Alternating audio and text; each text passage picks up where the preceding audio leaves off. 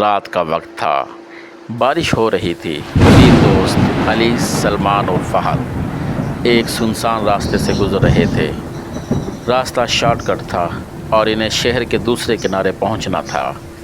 کسی نے کہا، یہ جنگل نہ کاٹو، یہاں روشنی نہیں جاتی، صرف اندھیرے واپس آتے ہیں۔ لیکن وہ ہنس دیے اور جنگل میں داخل ہو گئے۔ درختوں کی شاخیں جیسے زندہ ہو گئی ہوں، فضا میں عجیب سی باس تھی، جلی ہوئی ہڈیوں جیسی۔ جنگل میں کچھ قدم چلنے کے بعد موبائل سگنل غائب ہو گئے۔ علی نے فہد سے کہا، یہ آواز سنی تم نے؟ جیسے کوئی سرگوشی کر رہا ہو۔ سلمان نے پلٹ کر دیکھا، پیچھے کوئی نہ تھا، مگر درختوں کی چھاؤں میں ایک پرچھائی دکھائی دی، بغیر چہرے کے۔ ایک درخت پر خون سے لکھا تھا، تم آ گئے، بہت دیر کر دی۔ اچانک فہد غائب ہو گیا، ایک لمحے میں جیسے زمین نے نگل لیا ہو۔ علی نے چیخ کر پکارا، فہد کہاں ہو؟ جواب آیا، مگر فہد کی آواز نہیں تھی۔ وہ اب ہمارا ہے۔ نیچے زمین پر ایک موبائل پڑا تھا، اس پر آخری تصویر تھی۔ فہد کی آنکھیں کھلی تھی، مگر سر کاٹ دیا گیا تھا۔ علی اور سلمان بھاگنے لگے، مگر جنگل کا راستہ بدل چکا تھا۔ جہاں سے آئے تھے وہاں اب صرف گارا، خاردار بیلیں اور ہڈیوں کا ڈھیر تھا۔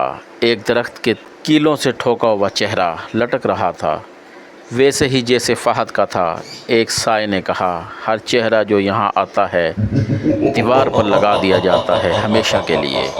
سلمان پر اچانک حملہ ہوا، درختوں کی جڑیں زمین سے نکل کر اس کے جسم کے گرد لپٹ گئیں۔